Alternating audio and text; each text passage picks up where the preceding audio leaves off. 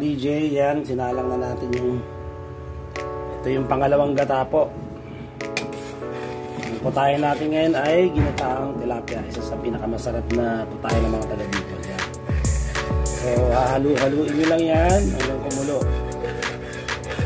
Siguro mga 10 minutes. Tapos lagyan nyo na yung pinitpit na luya.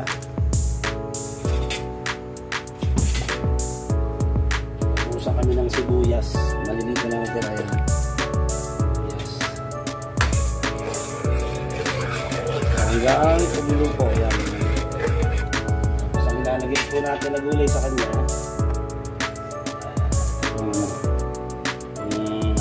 talong at saka pechay. Okay. Balikan ko kayo guys.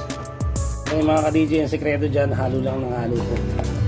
Huwag nyo hihintay mabuo po yung gata. Hindi po maganda. Sa yun po ang turo ng aking papa. Papa Kikoy. Yung mga aral na napulot ko sa inyo sa pagluluto. Halo lang po ng halo. Malapit na po yung kumulo. Nakita yung tsura. So, dyan. Lagyan natin ng pinipit na luya at saka yung siliwang sibuyas lang po. Lalagyan natin ng siling berde at saka siling labuyo. Lagyan natin pinipit yun.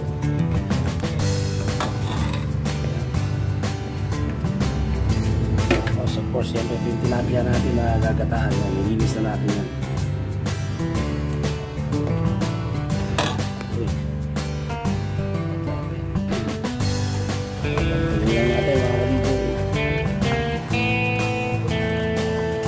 Siguro mga wala pong ano, okay lang kasi gata.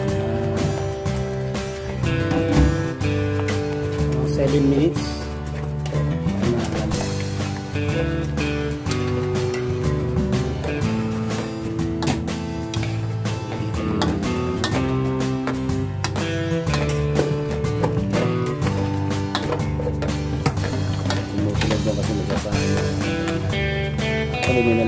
May naluto na ako na ginisang pechay, nilagyan na yung kumbado at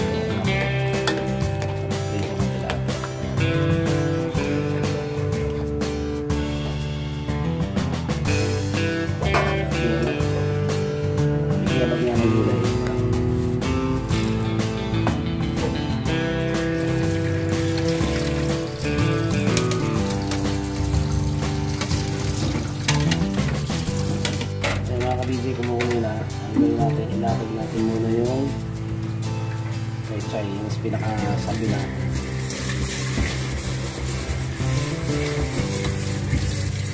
Panapin natin. Pinugasan na natin yung ginagawa natin. Talong.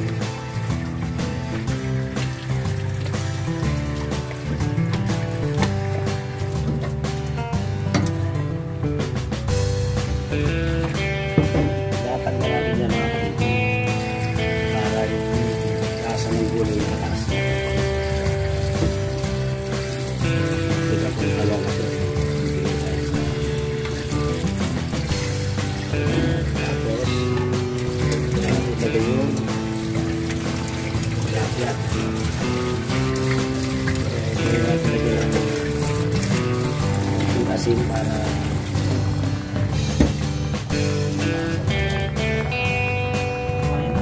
malasa optional.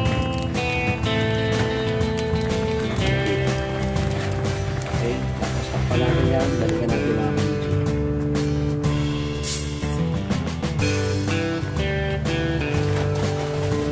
Mamaya na natin lalagay itong siling yan yung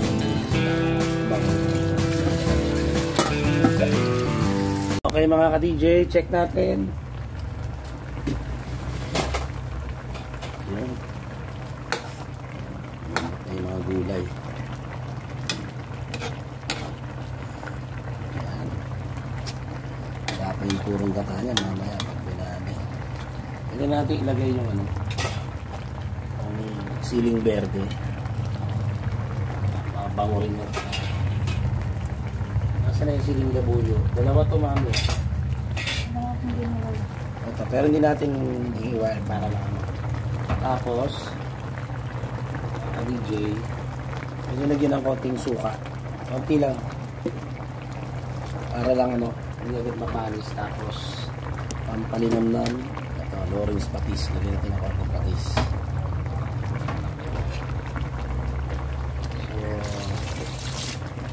So, check nyo lang kasi minsan dumidikit.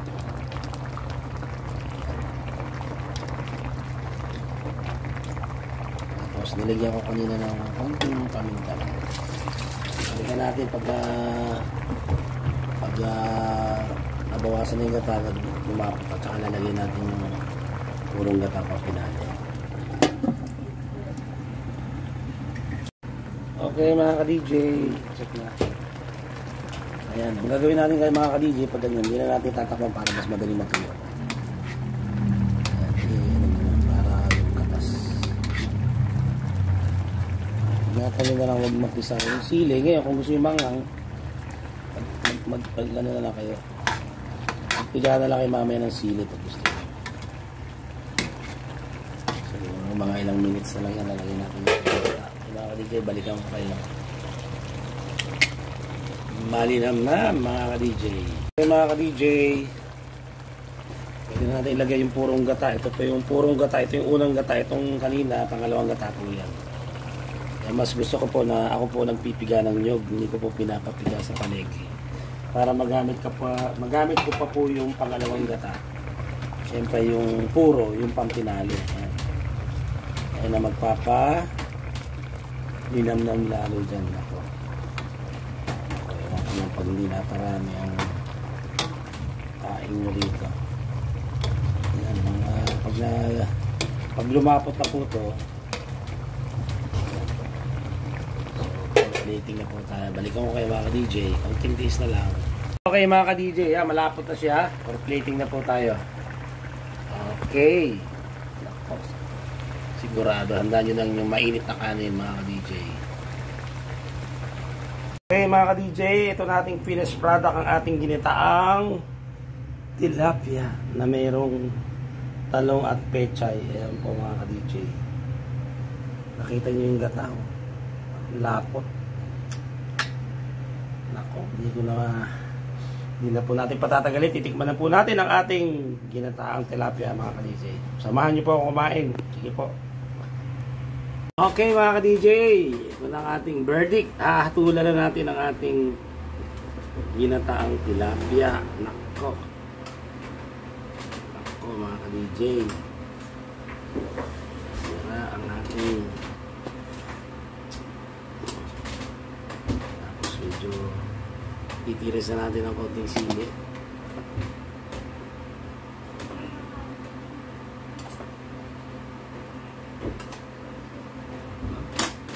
Mga ka-DJ, ano masasabi nyo? Titikman na natin. Tirisin natin itong para pagpagana. Ang sarap magkamay. Tapos itong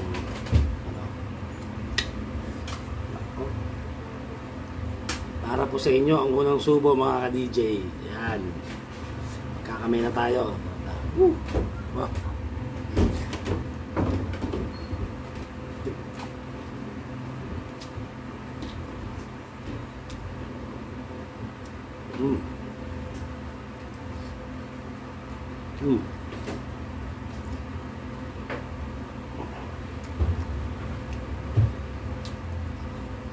Ang creamy ng gata. Ang lapot.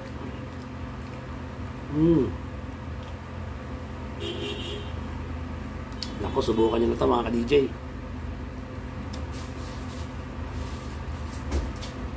Talong sa Papaulam ko kay Rona. Ate tinaluto ni Jess. Ayun mga ka-DJ. Plastic mo na lang. Grabe.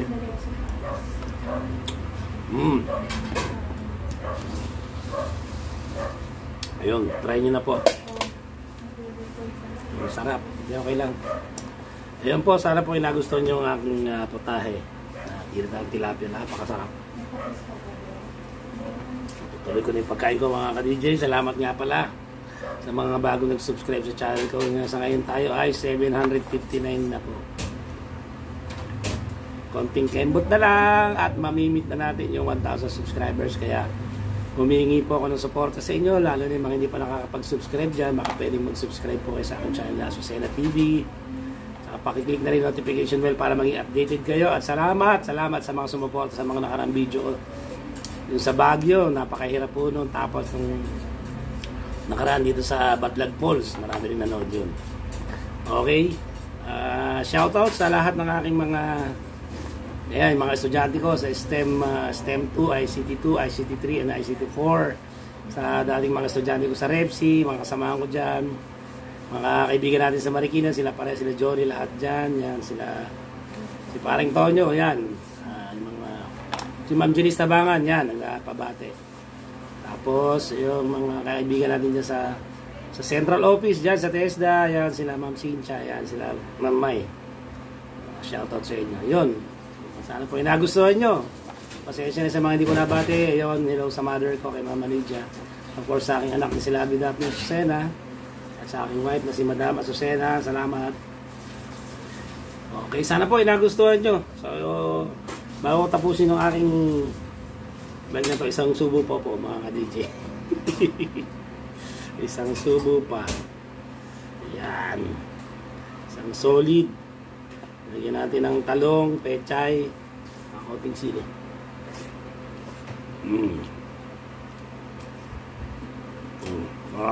Grabe. Maraming salamat po. Pagsamantala nagpapaalam si DJ Master, nagsasabing laban lang. God bless you all. Bye.